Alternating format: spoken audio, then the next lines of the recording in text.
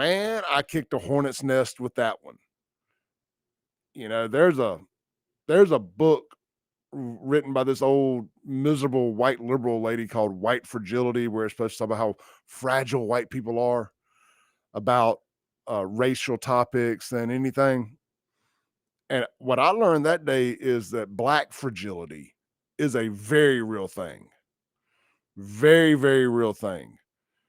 Maybe white fragility is real too, but I learned that black fragility is very real. That it was kind of in that moment that I learned this before I even started posting stuff about crime and criminals and FAFO champs and discussing all that. Um, all of those empty buildings and all of those name changes and business changes, that was all our fault. That was all our fault, not theirs. It was our fault.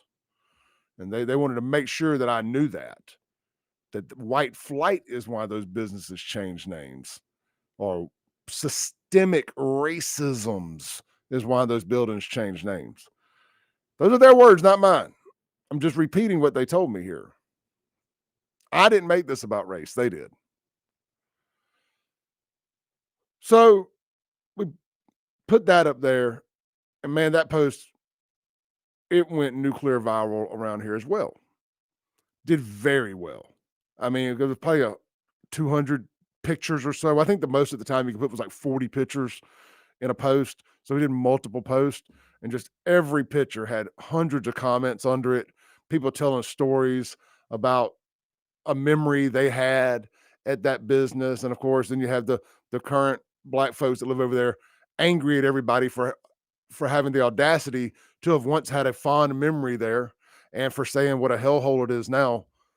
And you know, and I tried to understand the mindset of like the current South Jackson resident, like when we sit there and we call it a bombed out hellhole.